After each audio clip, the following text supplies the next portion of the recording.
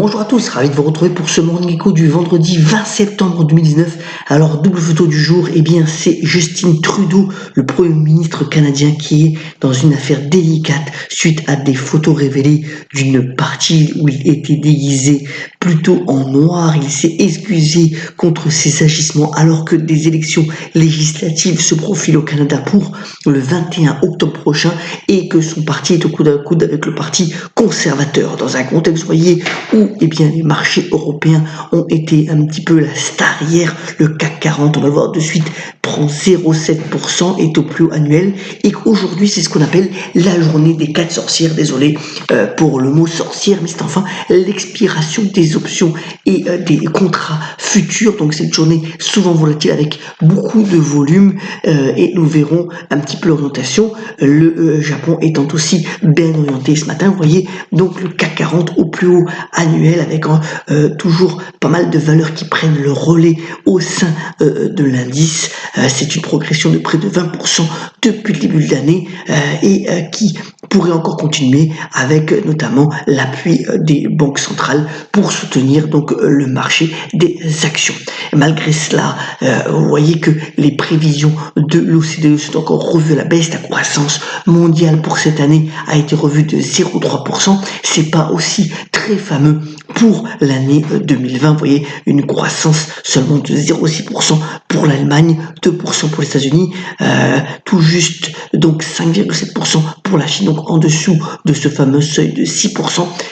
Donc voilà, une prévision non alarmiste, mais toutefois quand même, l'OCDE qui revoit à la baisse ses prévisions, et par la même occasion aujourd'hui quand même de pas mal d'optimisme à la fois sur les négociations donc entre la Chine et les États-Unis pour un accord intérimaire, en tout cas pour le mois d'octobre, mais aussi pour le Brexit, où des solutions pourraient être trouvées dans les prochains jours.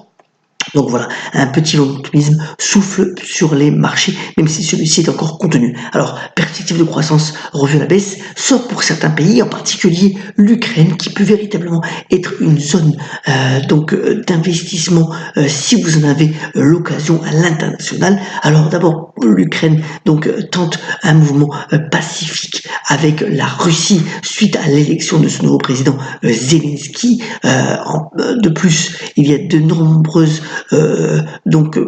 projets d'infrastructures qui devraient aussi soutenir l'élan économique du pays. Donc voilà, une zone intéressante à regarder, l'Ukraine, pour les prochaines années. Vous voyez que jusqu'en 2024, le FMI prévoit une croissance de l'ordre de 3 à 4% et de manière assez pérenne, si tant est que le contexte géopolitique le permet.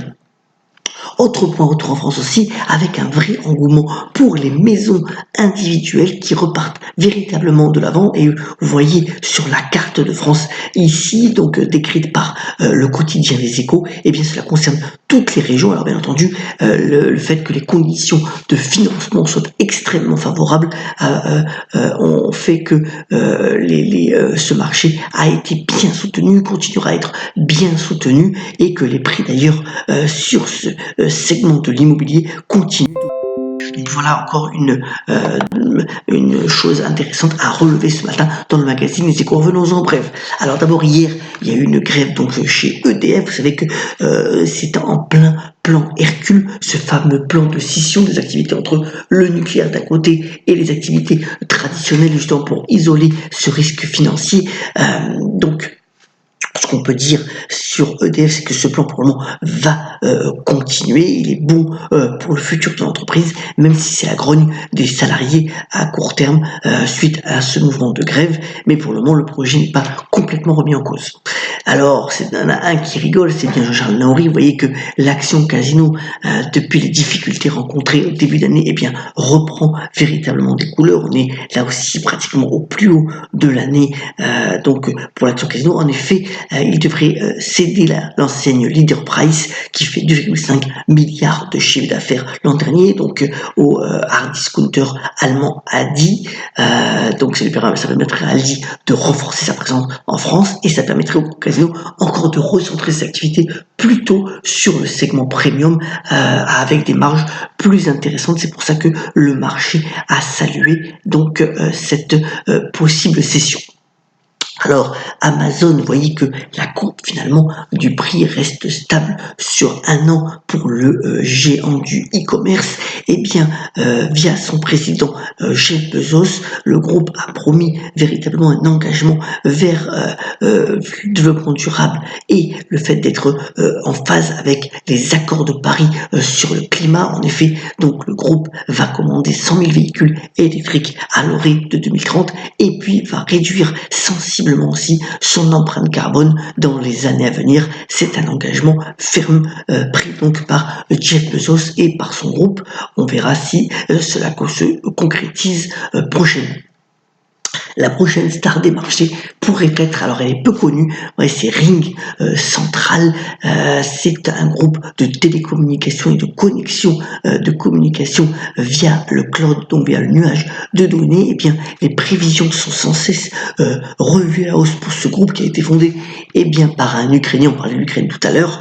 Et Ring Central prend du galon. Son véritable marché de prédilection, finalement, c'est de prendre des parts de marché à Cisco Systems, le leader sur ce segment d'activité, et Ring Central bénéficie d'atouts technologiques non négligeables pour parvenir en tous les cas à prendre une partie de ce marché. Alors là, vous voyez ici que finalement la courbe a très fortement monté, plus de 600% de hausse sur les dernières années, mais c'est une action à regarder donc si on a un mouvement de consolidation à venir. Eh bien, Airbnb a dit qu'il allait se mettre donc sur le marché donc des actions pour le début de 2020. Alors la valorisation en 2017 de la centrale de location est de plus de 30 milliards de dollars. C'est 100 000 villes à travers le monde qui sont concernées. De plus en plus de hausse de revenus à travers le monde. Toutes les grandes agglomérations, mais aussi les petites, sont concernées par le succès des Airbnb qui ne se dément pas. Et donc voilà, la société devrait rentrer en bourse et pour le coup devrait être un succès d'ici à début 2020.